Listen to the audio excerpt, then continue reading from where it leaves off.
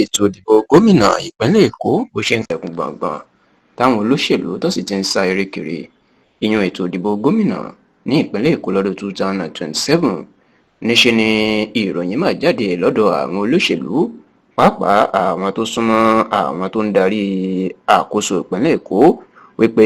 ètò ti wà nílẹ̀ o wípé ọmọkùnrin àkọ́kọ́ lórílẹ̀‐èdè yìí tó jẹ́ ọmọ ààrẹ Bọ́lá Ahmed Tinubu ìyún wọn Ṣèyí Tinubu tó ṣẹ̀ṣẹ̀ ṣayẹyẹ 40 ọdún lọ́dún yìí kò ní ṣe gómìnà ìpínlẹ̀ Èkó lọ́dún 2027 gẹ́gẹ́ bí ọ̀pọ̀ èèyàn bá ṣe ti ń gbé kiri. Fi tẹlifíṣàn Yorùbá Tòótọ́ sì gbọ́ pé bí ètò bá padà dàrú ọdún 2031 ìní Ṣèyí Tinubu ni yóò di ẹni àkọ́kọ́ ní ìpínlẹ̀ Èkó ìyún gómìnà ìpínlẹ̀ Èkó.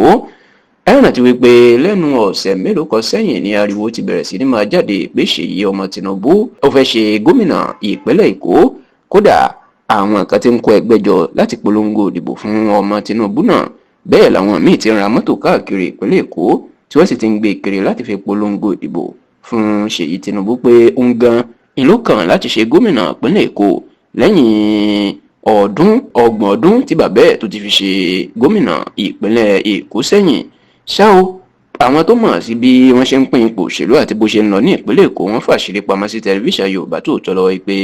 kò sí nínú ètò ààrẹ Bọ́lá Ahmed Tinubu láti jẹ́ kí ọmọ ẹ̀ kó ṣe gómìnà lọ́dún 2027, ṣùgbọ́n tó jẹ́ pé gbogbo ariwo tí wọ́n ń pa lásìkò yìí ìní láti ṣètò ọkàn àwọn ará Èkó sílẹ̀ wípé Ṣèyí Tinubu ó ń bọ̀ ní àsìkò ètò ìdìbò ọdún 2027. Àwọn tó mọ̀ sí àṣírí ìkọ̀kọ̀ tí wọ́n ní kò tí ì hàn sọ́pọ̀ àwọn èèyàn tí wọ́n bá tẹlifíṣàn Yorùbá Tòótọ́ sọ̀rọ̀ nínú ọ̀sẹ̀ yìí tó sì ní ká fi orúkọ bo àwọn aláṣírí wọn jẹ́ kó di mímọ̀ o wípé nǹkan tí Tinubu fẹ́ ṣe òun ni láti fi Ṣèyí Tinubu kó ṣe gómìnà lọ́dún 2031. Bẹ́ẹ̀ la gbọ́ pé gómìnà àtẹ́lẹ̀ ní ìpínlẹ̀ Èkó tó ṣe gómìnà láàrin ọdún 2015 sọ́dún 2019 Akínwùmí Àǹbọ̀dé òun ni Tinubu fẹ́ kó ṣe gómìnà ìpínlẹ̀ Èkó lọ́dún 2027 nítorí pé kò lè ṣe ju sáà ọdún mẹ́rin lọ mọ́. Ó bá sì ti parí sáà ọdún mẹ́rin ẹ̀ yóò gbé ìjọba náà lé Ṣèyí ọmọ ẹ̀ lọ́wọ́. Eléyìí gan-an ni la gbọ́ pé ètò tó wà nílẹ̀ láàrin Tinubu, Àǹbọ̀dé àti Ṣèyí ọmọ ẹ̀ tó sì jẹ́ pé ọdún mẹ́rin péré tí Àǹbọ̀dé tó lè ṣe lẹ́kọ̀ọ́ iná ni yóò ṣe kó tó wá di pé Ṣèyí ọmọ Tinubu ó gba ipò gómìnà Èkó lọ́wọ́ ẹ̀ lọ́dún 2031 ìyẹn pẹ̀lú ètò tọ́nà ti ṣe sílẹ̀ bí kò bá tún padà dàrú. Ẹ sì rántí pé látọdún 1999 títí dàsìkò yìí ààrẹ Bọ́lá Ahmed Tinubu tó ń fúnra ẹ̀ ṣe gómìnà ìpínlẹ̀ Èkó